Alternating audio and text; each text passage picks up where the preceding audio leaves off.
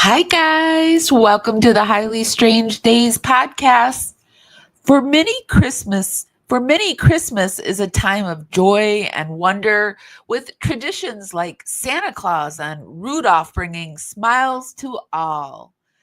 If there's a sinister figure like Scrooge or the Grinch, they will ultimately find redemption through the holiday spirit. Many Christmas traditions have ancient pagan origins, and in some countries, Christmas is a time for facing supernatural terrors like ghosts and monsters. For those who still believe Christmas can be a time of unimaginable horrors, that this episode of Highly Strange Days explores the darker side of the holiday season, where Christmas is not about merriment, but about encouraging and outliving supernatural forces. I'm going to roll some credits while everyone rolls in. I'm going to do a special shout out to my replay crew and my dragonflies. 2025 is screaming up on us. Are you ready? Are you ready for 2025? Oh my gosh. Hey guys, welcome to Highly Strange Days. I'm Amy. And I'm Shannon. I don't think the rain can wash this away. This wound is too deep to heal now. But don't worry about me, I'll paint on my smile. This world is too shallow to drown me.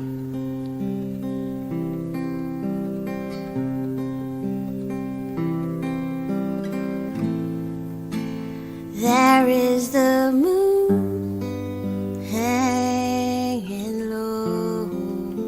I see that wonderful orange glow smiling at me straight through the rain.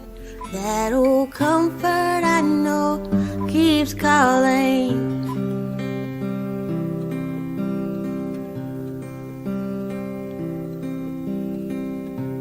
Hello, everyone. I hope everyone had a wonderful Christmas if you celebrate Christmas. And mine was okay. It was just a so Christmas. But I'm going to bring Shannon on. I see she's here with me. Hi, Shannon. How was your Christmas? Hi, Amy. It was pretty good. I was sick. I'd been sick for probably a week and a half before Gee. Christmas. Um, so I got through it. Let's just say. There was a time growing up where, like, every Christmas or every Thanksgiving, somebody in our family would get sick, and then we would all get sick. Oh It's no. never fun. No, it's not. And Chad, he did really good. He held out for about a week and a half, and then was it Christmas? Christmas he started getting sick, but he's feeling a lot better now. He kicked it a lot faster than I did. Well, tonight we're going to talk about Christmas monsters and folklore. I know. I am so excited about this. Yeah, I this learned was a your lot. idea. Yeah, this was your baby. Yep. What I did is I did go through, and some of the monsters I found some video that we can watch, and not all of them, just I picked like 3 or 4 monsters that we could also watch some video too. So Good. Cool. to shake it up. Shake So, it up. and also looking at this, a lot of this, do you want to read this? Because some of these words, I'm not good at Gaelic and I would French. be happy to read the Okay. stories. Yeah. Okay. So before we go in, if we could just start the algorithm dance party, just start warming up your fingers and dancing them up to the hearts and thumbs up button. Tonight, we're coming to you on YouTube, Facebook, and Twitch. Hi, everyone. Oh, and something really exciting on YouTube, I noticed we're coming up on a million views. A million views. What? Yeah, we're at 993.3K views. Oh my goodness. I know. I'm like, what the heck? I sat there for a minute. I'm like, a million eyes. And then I thought, well, it's probably not a million different people, but there's still a lot of people. That's a lot of views. A Yeah. whole lot. Yeah. It's exciting. Okay, so yeah, if you could just give this live a thumbs up, helps us go out into the algorithm, party out there, bring more people back to the party. It's just a free way to help us out, and it's really, really appreciated. Our one of our, I don't know if we're gonna have any mods in chat tonight. Heavenly is taking a vacation. Her bestie is in town. Laura Lynn, I don't know where she is, but I also wanted to say yesterday was her birthday. So we want to say happy belated birthday. We didn't do a show live yesterday, or I would have said it yesterday. Oh, happy birthday, Laura Lynn. Yeah. She's a Gen Xer. And yeah, I don't know where Chris is, but okay. So if we're not talking in chat, that's why. All right, guys. So we're gonna go in, and these are Christmas monsters. Woohoo! Now, I just want to say that this is entirely Chad's fault. He was like telling me stories of all kinds of different creatures, and I was totally into it. And I'm like, you know what? This would make an awesome show. Yeah. Well, I love Cryptoid, so Yeah, me too. yeah. All right, so we're going to talk about the first one, the one that's probably the most well known, and that's the Krampus. Yeah, most people know about the Krampus unless they're living under a rock. Yeah. But here, let me let's see, get this a little bigger so I can see it. My old eyes. Okay. Do you need me to make it bigger? No, I'm good. I'm good. Okay. Okay. So, starting our list strong with the iconic Yule goat Krampus. He is Austrian and German folklore. He's half goat, half demon, with a long tongue, large horns, thick dark hair, and fangs. Sounds like someone I dated. I think I know that person. The name is derived from the German word for claw, Krampen. Now, in Catholicism, St. Nicholas is recognized as the patron saint of children, and he has long been associated with Christmas due to his saint's day falling in early December. While many cultures celebrate this benevolent symbol of generosity, his existence opened the question of who might punish those who were bad. This is where Krampus comes in. He's Santa's evil counterpart on the hunt for naughty children. And if you watch the new Christmas movie Red One, I believe they said he was his brother. So I don't know. That was pretty interesting. What? Now, Wait, yeah, what holiday movie are you talking about? it was new. It was new, and I think it was on Prime. I could be wrong. Red One. Santa gets abducted. Oh. Yeah. So they have to go get help from his brother, Krampus. Oh, yeah. Okay. Oh, okay. All right. Yep. And then another one of the characters that we'll talk about tonight was also in it. So it was kind of exciting for me to watch that movie. And I was like, I know who they are. Well, we do have a quick video of the Krampus. It's a short. Oh, yeah. We can see that. Okay, here we go. Tonight, we unravel the spine-tingling legend of Krampus, the sinister shadow of Saint Nicholas. This malevolent creature, with horns and chains, prowls the winter nights, seeking out the naughty, punishing them with a darkness beyond imagination. But who is Krampus, and why does he haunt the festive season? From ancient folklore to modern nightmares, our exploration will uncover the true terror behind the legend. So, lock your doors, stoke the fire, and join us as we confront the malevolent force that turns holiday cheer into a winter nightmare. Don't forget to subscribe. So that's a quick look at who Krampus is. He seems terrifying to me. He does. Yeah. He looks very demon-like. Demonic. Very, yeah. Okay. So, Krampusnacht or Krampus Night occurs on December 5th. This is when Krampus comes to town, whipping bad children with birch sticks and chasing them through their homes. Oof. He's often depicted carrying chains and wearing a large basket on his back. The tools he uses to steal them away to his lair. St. Nicholas Day is the next morning on December 6th, so good children will leave a shoe outside and wake up to it filled with sweets and presents. Bad children will receive a rod. Now, I'm thinking that's like spare the rod, spoil the child kind of rod. Yeah, a spanking. So they will get something they're gonna use to spank them. They'll give them something to cry about. Right. Yeah. In more modern times, Krampuslauf takes center stage across Austria, Germany, Hungary, Slovenia, and the Czech Republic. This is a nighttime Krampus run in which hundreds of people take to the streets dressed as the demon. They whip the legs of children, steal hats, and hand out schnapps. That sounds like this sounds like one of your news reports that you used to do. It actually, I mean, if I'm going to get free schnapps and I get to whip the legs of children, no, just the schnapps. If I get, and I can steal hats, yeah, it sounds like a lot of fun. Jeez. It's a 500-year-old tradition. I know.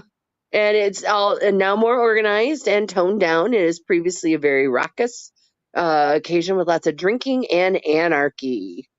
It's such a Gen X type of humor that's making me laugh at it. So fucked up. Oh my God. The things people do, it's just crazy. Yeah. I would like to see that sometime. That would be an interesting thing. Especially Austrians do some interesting things. I will say that. Okay, this is one of my favorites. And after we do this one, if we can like zip down to the Julikatten, that's kind of related. I think it's like number 9 or number 8. Okay. Anyways, the Yule Lads and Grilla. It's Icelandic. So the 13 Yule Lads are mischievous winter spirits from Icelandic folklore. Over time, they have become a friendlier presence and similar in appearance to Santa Claus. However, they have not always been this way. Once depicted as evil spirits and trolls, the Yule Lads originally represented the dark spirits of nature, taking over as winter forced communities indoors and off the mountains. They are the 13 sons of Grilla, a children-eaten ogress symbolic of hunger and scarcity of food. They would come down to the towns and farms one by one, eventually covering the streets on Christmas Eve. This was when the spirits of winter had fully reclaimed the land. They would then retreat one by one as the days become longer and winter begins to run its course. They were previously as many as 82 Yule Lads, who were far more cruel and punishing. However, an 18th century royal decree about religious practice and domestic discipline banned parents from using horror stories and monsters to threaten their children. That is so woke. Yeah. You know, for it being the 18th century. Yeah. That's Don't amazing. scare your kids. Yeah. As such, the stories become they look like Snow White's elves, to me, looking at them. They look like gnomes to me. Oh. Well, Don't yeah. Yeah, I can see that. Yeah. 'Cause As look such, at see, here's a photo of them. I like, oh. in all the photos, they all look like this. So, to me, that looks like Snow White's elves. Yeah, her dwarves. Yeah, her dwarves, sorry, yeah. Yeah. Don't look so scary to me, but okay. Well, and I think it's really funny because like their names. Let's jump down there to that right there. Their names include sausage swiper, spoon licker, and door sniffer. They they are often associated with the theft of food and a hint at the legend's origin, reminding people to watch their food supplies in the scarcity of the winter months. So oh wow, there's all of them. Yeah. Sky Gobbler, Door Slammer, Meat Hook. That's great. But they do look like, well, I guess some of them don't look, they look like an evil version of her dwarves. Yes. Yes, I do agree with that. This one is terrifying right here. Which one? This one. Gryla? Oh, Grilla, that's the Grilla. mom. Yep, Grilla is the mom. And if you scroll down to the Yule Cottoner, I think. What a name, Meat Hook. This one? Skygone? Scroll down to the monster that's I think number 8 or number 9. Oh, okay. Let me make this a little smaller. So, which one is it that you're looking Right for? there. Right there. The cat? Yeah. Okay, I Yep. have a video for the cat too. So Good. The Yola. I know I'm gonna butcher this. Yola Kulturen. I'm familiar with Norwegian, not so much Icelandic. But the Yule cat belongs to Grilla, the ogress mother of the Yule lads. The Yule cat is described as giant, hunchbacked, and vicious, with whiskers like razor blades, blazing eyes, and terrible claws. She prowls through the town looking through children's windows to see if they receive new clothes on Christmas Eve. If a child had received new clothes for Christmas, the Eula cat would move on to the next house and leave them alone. If they were seen without, she would first steal their Christmas dinner and then eat them. all because they didn't get new clothes? Jeez. Well, hard. it does go on to explain that the legend dates back to the 19th century, a time when many families relied heavily on wool production for work. Because of this, receiving clothes as a present would imply that all the chores had been completed. Lazy children who did not help would get nothing and face the Yule Cat's wrath. Wow. So if they did not finish producing their wool, then they would not have new clothes made out of that wool.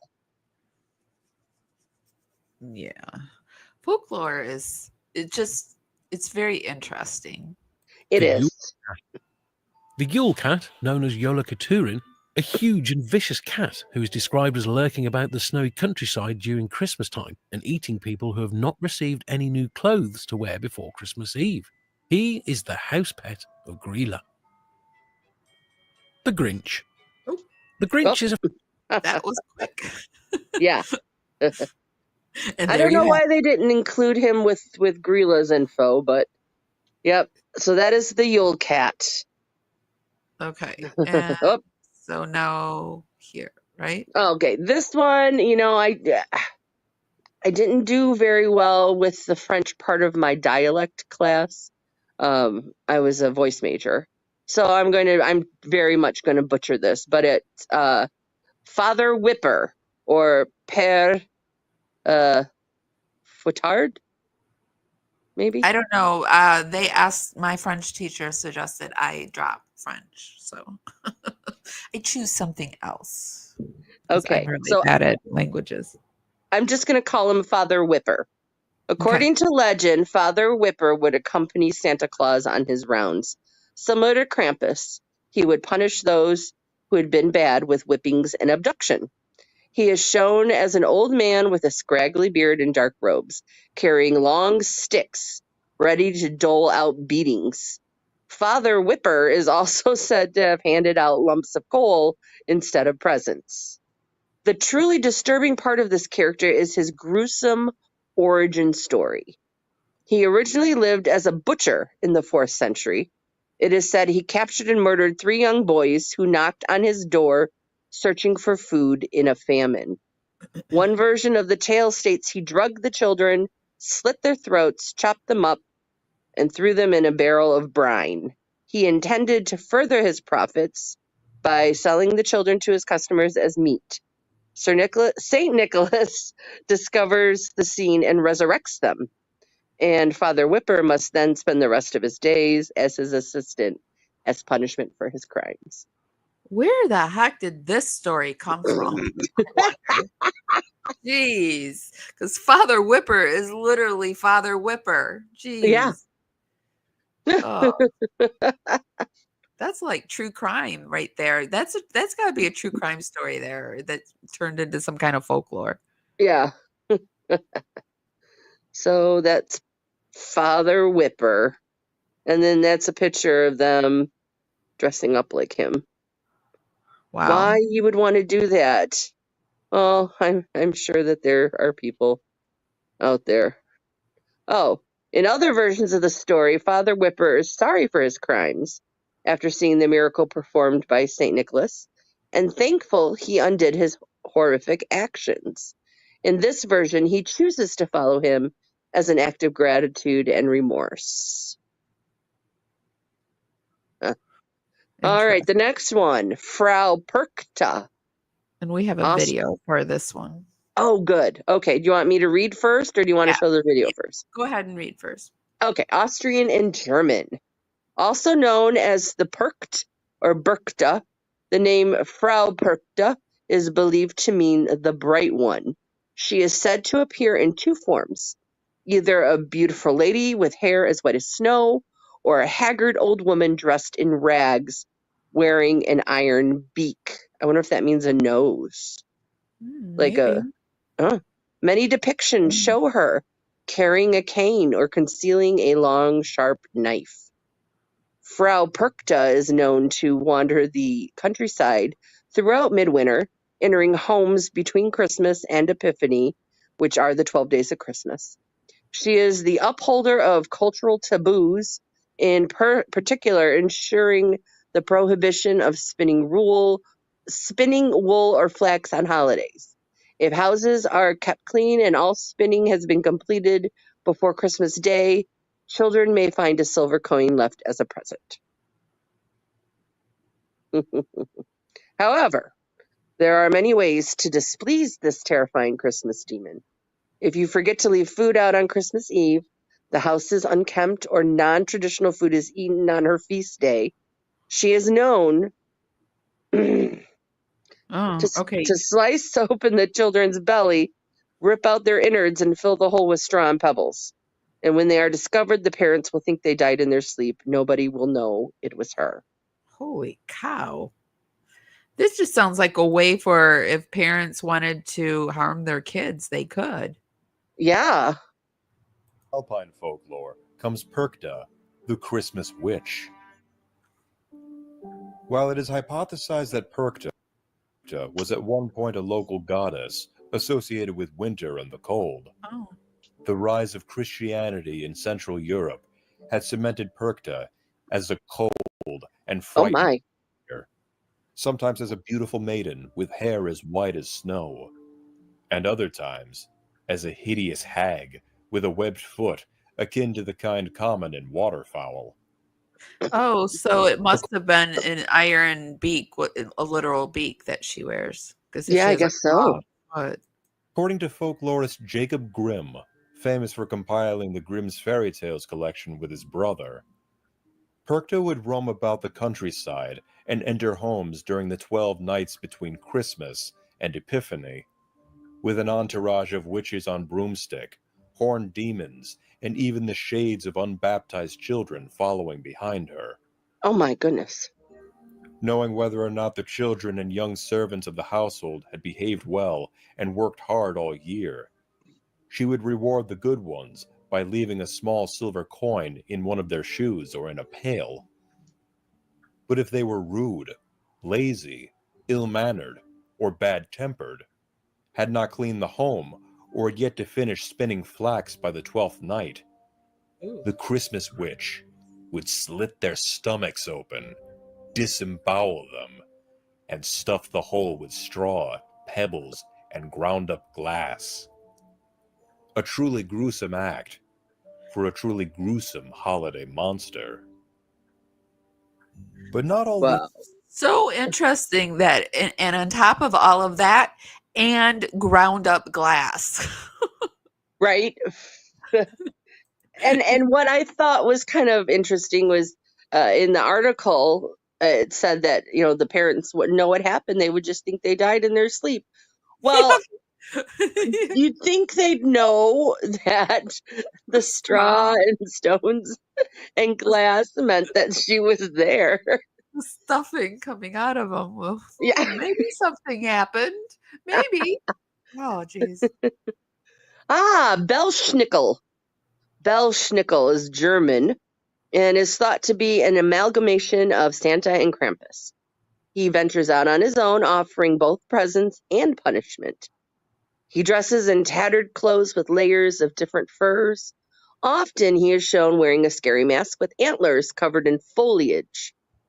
He makes an appearance after dark, making his presence known by tapping branches on the window. The front door would burst open, and Belschnickel makes his entrance. With a gravelly voice and jerky movements, he quizzes the children on their behavior. If the children can answer the questions with competence, they are rewarded with cakes and nuts. If they cannot, they are whipped with a charmed hazel branch. And that picture right there is Dwight from The Office, dressed up as Belschnickel. Like many of these Christmas characters, there are earlier versions of Belschnickel's legend, which are darker, including stealing children off into the forest never to be seen again. Many stories do give children a chance to redeem themselves. They were made to dance, sing, or recite a poem, depending what he wanted to see. If they did well, they were returned to their parents. Wow, that's... That's just... I love that photo, though. And yeah, I know, that's hilarious. This next one is the one that got me thinking about doing this show, because Chad was telling me about Hans Trap. We have a video for Hans Trap. Oh, okay, cool. I'll start reading, and then you just play that whenever you think it should be played. Okay. Of all our evil Christmas creatures, Hans Trap is the only one based on a real person. Although the real Hans von Trotha never hurt children, he certainly caused enough havoc to be remembered through this festive legend. The ghost of Hans Trap is said to appear disguised as a cloaked scarecrow. The story goes that he was a cruel man of great wealth living in France. He was believed to have acquired his riches through dark magic and pacts with demons. As such, he was excommunicated by the church, losing his property and all his money. The local villagers banished him into the woods in nearby Germany. Oof. Now, I do want to stop right there. What intrigued me so much about this story is it doesn't say in this text, but he is affiliated with Fleckenstein Castle, which is in Germany right now. But it depending on the borders, sometimes it's in France, sometimes it's in Germany, and it's in ruins. But my late husband, Mike Fleckenstein, his family, all the men in the family would go and make a trip to see the Fleckenstein Castle. It was a thing for them. So I thought that was really cool. that he was affiliated. I don't know. I don't remember how, but he is. Ancestry is so awesome. I really like Ancestry. I wish I knew more about mine. Me too. Is a legendary figure from the folklore of the Alsace and Lorraine regions in France. Often associated with Christmas, he is portrayed as an ominous, scarecrow-like figure. According to the legend, Hans Trapp was a rich, cruel man who was excommunicated from the Catholic Church and turned to sorcery. As punishment, he was struck by lightning and roamed the countryside dressed in straw. During Christmas, he accompanies St. Nicholas to frighten children who misbehave. His story serves as a moral lesson against greed and evil deeds. Santa has a lot of helpers out there, it would seem. She sure does. Which makes me wonder why he needs so many when we only need one of him. There's a little bit more. Yeah. Driven mad by isolation and wanting revenge on the villagers, he hatched a plan to disguise himself as a scarecrow and steal a child to eat. He waited in a field until a young farm boy walked past. He stabbed him with a sharpened stick and brought him back to his lair to cook. Just as he was about to take his first bite, he was struck by lightning and died. His spirit rises from the dead every Christmas, abducting naughty children into the forest where they will never be seen again. Oh, boy. Yeah. La Befana. La Befana is widely celebrated in Italian folklore and tradition, also known as the Christmas witch. She is an elderly woman who flies on a broomstick, giving out cookies and gifts to the good and lumps of coal to the bad. Unlike similar characters on this list, she is not demonic or terrifying. She does, however, have a rather sad story. In one version of the tale, La Befana loses her son when King Herod demands every baby boy be killed. She is driven mad by grief, and upon hearing the news of Jesus' birth, she is convinced he is her child. She sets out to find him and gives him many gifts. In return, Jesus makes her the mother of every child in Italy. That's kind of beautiful. Yeah, interesting that she thought Jesus was her child. Yeah, that is weird. The Italian, their paranormal sense is like their horror and stuff is just like weird, just a little weird. Yeah, and they're very religious. Yeah. Oh, yeah. Yeah. It is said that if anyone spots her, she will thump them on the shoulder with her broom. This is because she doesn't want to be seen. Thump. All right, now I'm with you with the Welsh. I don't know. I would say Marilude, but I don't know. It translates to the gray mare. So I'm just going to say the gray mare is a Welsh tradition in which a horse's skull is mounted onto a stick with a white cloak. It is usually decorated with bells and ribbons. A person will hide underneath and operate the horse's movements. The horse is accompanied by a group dressed as jesters or characters such as Punch and Judy. In the countdown to Christmas, the group will go from door to door trying to gain entry. This is done through a back and forth of rhyming verses, or I don't know how to pronounce that. There's only one vowel in it. Continuing until one admits defeat. Once the group has gained entry, they will cause mild mischief and be given sweets and treats. Kind of like Halloween. Yeah, it sounds exactly like Halloween. Although a Christmas zombie horse sounds terrifying, they are usually harmless. It is very bad luck to turn them away, as they banish all bad luck from the previous year. Ooh, well, I want a Christmas zombie horse. I know, I need some bad luck banished. Yeah. All right, the Lucy is Norwegian. Today, St. Lucia's Day is celebrated across Norway and Sweden on December 13th. This is a festival of light where parades of young women wear candlelit wreaths on their heads and dress in white. I actually did this in school. in elementary school. I don't like first, second grade, something like that. I think I've seen kids do this. Yeah. Yeah. However, this night was previously known as Lucy's Night. Lucy was a demonic woman accompanied by demons and evil spirits. A few centuries ago, this date fell on the old winter solstice, a time where the veil between the living and the spiritual world is said to be thinner. Lucy and an entourage of ghouls would fly over towns to see if the year's work had been done. If not, there would be consequences.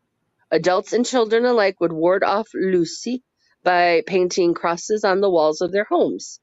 It was believed she would snatch children from their beds, smash chimneys, kill crops and livestock, or even those who were out of their beds at night.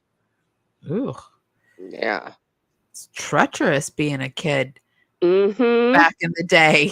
All these stories. Good gosh. And it sounds like a couple of these almost sound like the Wild Hunt when they have like people with them, and I don't know. It's creepy. Very creepy. Well, Uh-huh. I think tonight's going to be a short night because I don't really have too much else. Do you?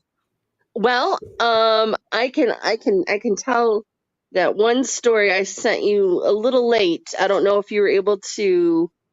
It was actually not a story. It was a synopsis of a TV show in Norway.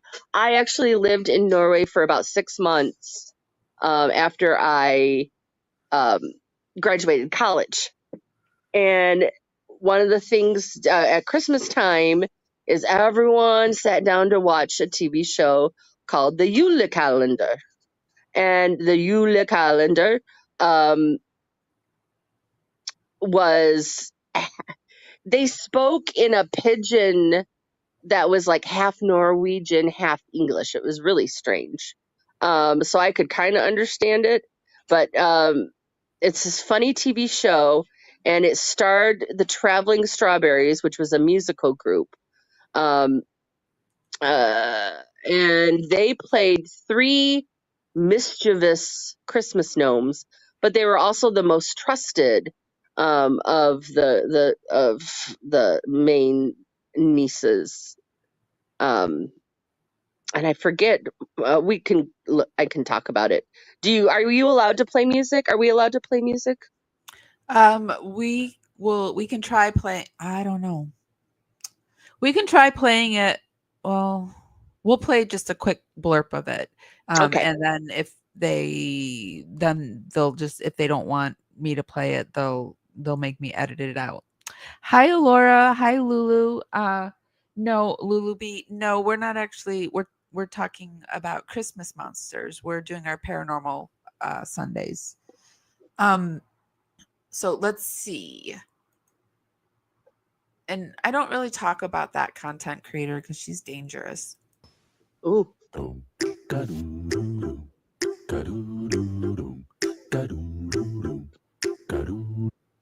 Okay, we'll mute some of it.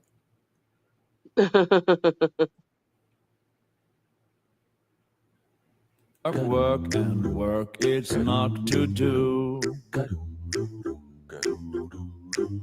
No food, no meal, it is so trist.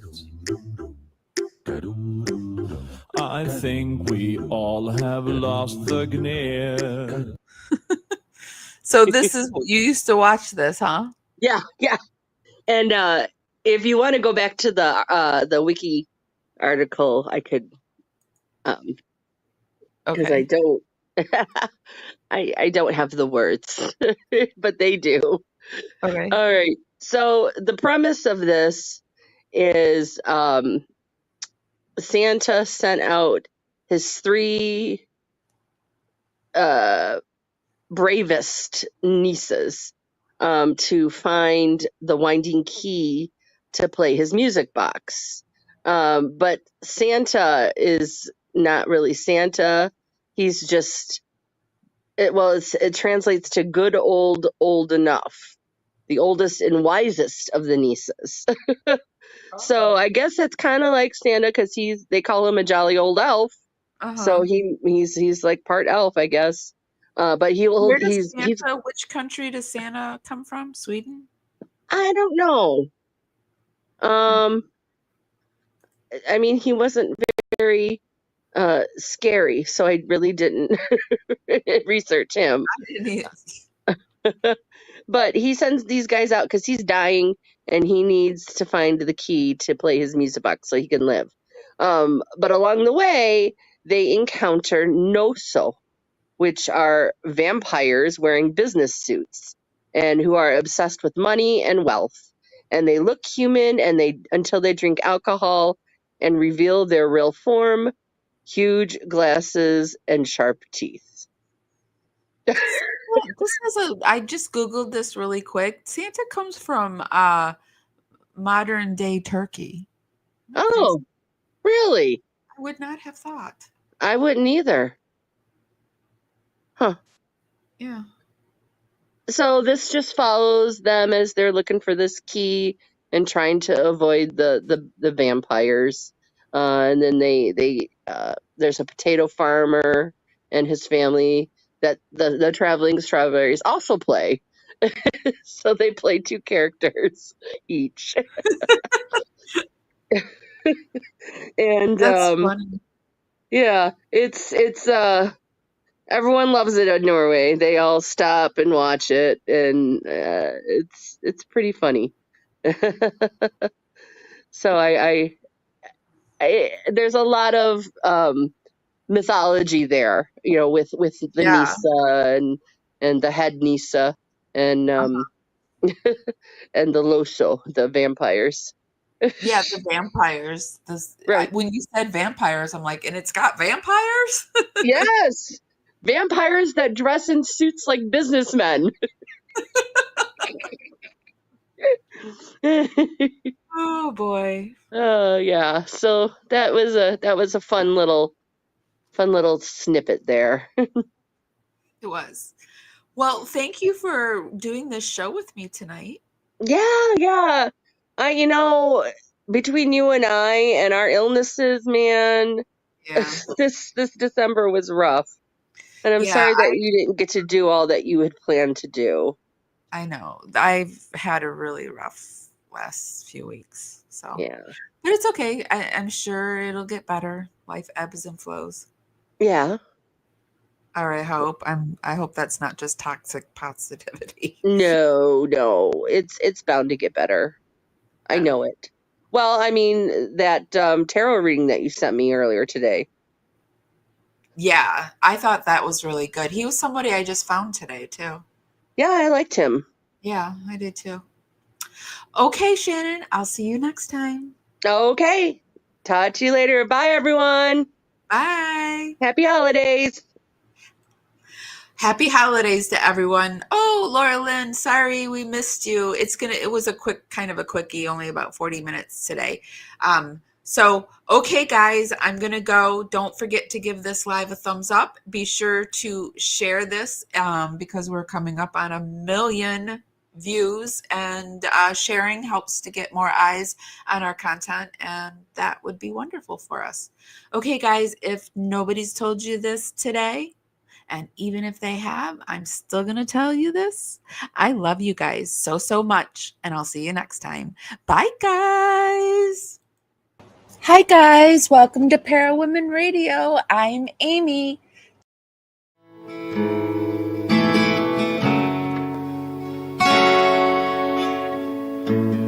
Carefully strumming this old guitar, words rolling out into the fire. Never ask why my heart burned blue. Here in the haze where you inspire me. Here in the darkness I hear my cue. Time to find some solitude. Here where my soul bleeds openly. deep in the heart of sin and you.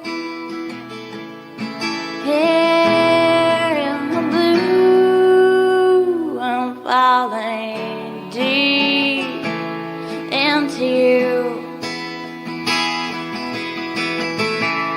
Here in the blue, I'm dancing with you tonight, and it feels fine.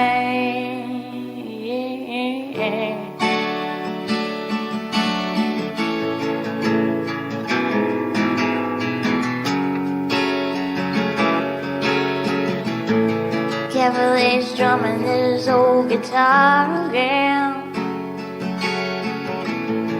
Words rolling out